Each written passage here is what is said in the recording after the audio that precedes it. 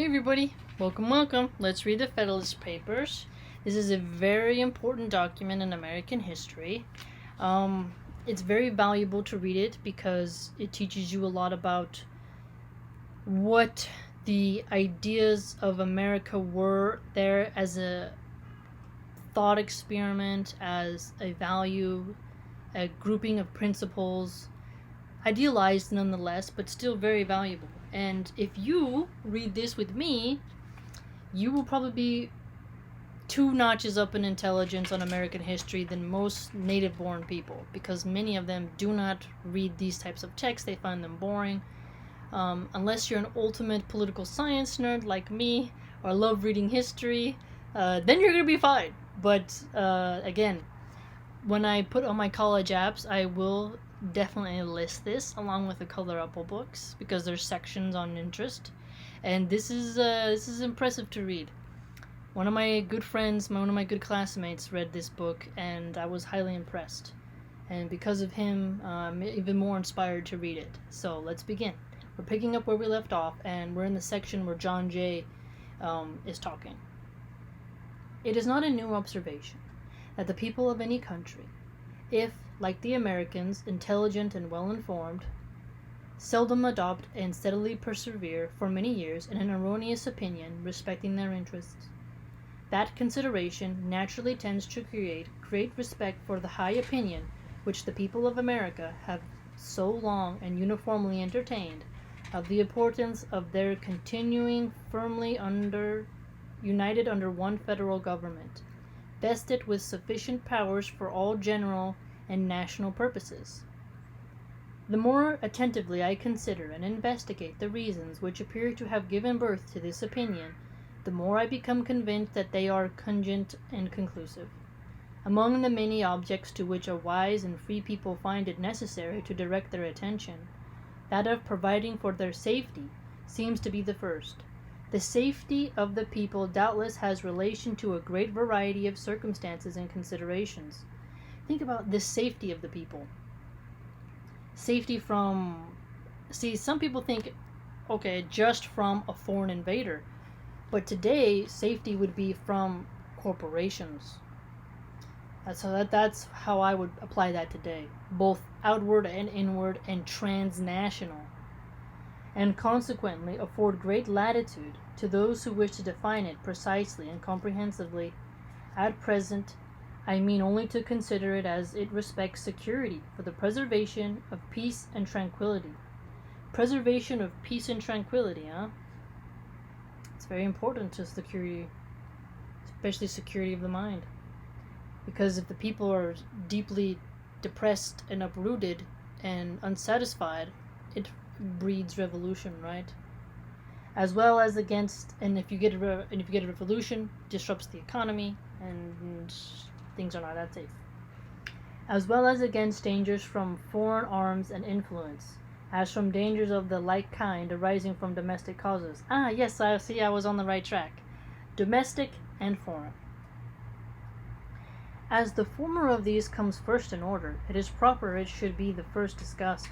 Let us therefore proceed to examine whether the people are not right in their opinion that a cordial union under an efficient national government, notice this, efficient, ours right now is not efficient, just check out the EDD website, it's not efficient, affords them the, and in Michigan, 2 dams broke, so Michigan has failed to update and secure its infrastructure, and now, hundreds of people's homes have been destroyed by the dam breaking. It's really tragic. So, they were not efficient in their infrastructure in Michigan. Look what happened. What are they doing with that tax money, by the way? Affords them the best security that can be devised against hostilities from abroad. The number of wars which have happened or will happen in the world will always be found to be in proportion to the number and weight of the causes, whether real or pretended, which provoke or invite them. Provoke or invite. If this remark be just, it becomes useful to inquire whether so many just causes of war are likely to be given by united America as well as disunited America. For if it should turn out that the united America will probably give the fewest, then it will follow that in this respect the Union tends most to persevere the people in a state of peace with their other nations. The just cause of war, for the most part, arise either from violations of treaties or from direct violence.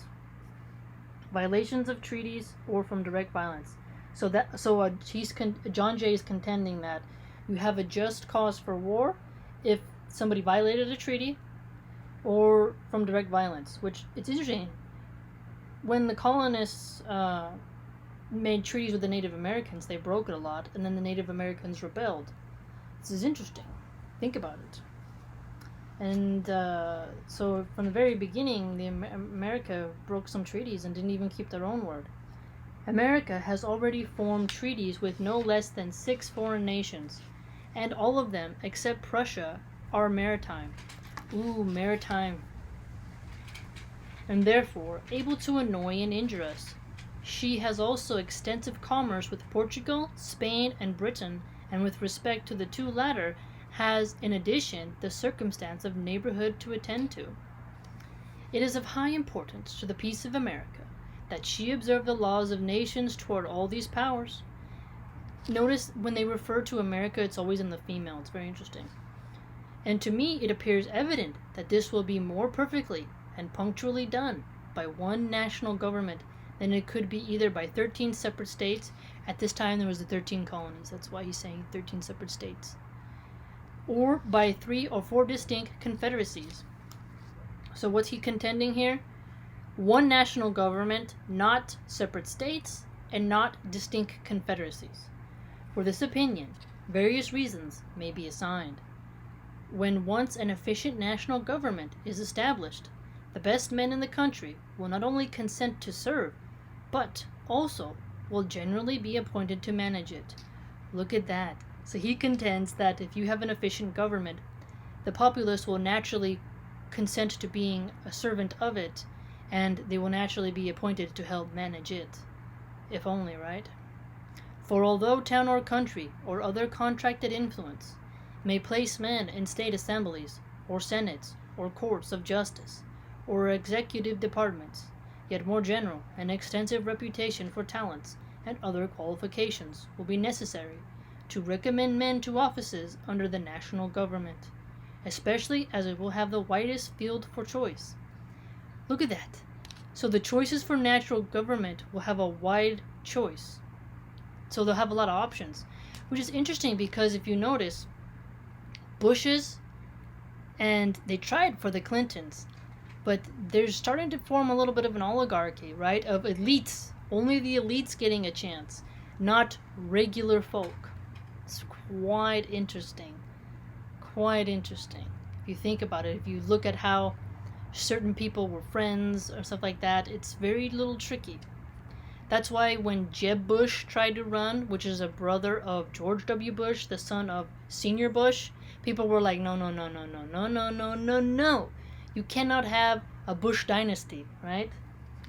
And never experience that want of power of proper persons, which is not uncommon in some of the states.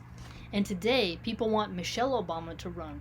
And it's like, no, just because you were the wife doesn't mean we need to break away from, oh, my relative, my partner should be in a position of power because they were with me, around me. No, there's so many people in the United States. We can select from a broader range, just like they're contending here.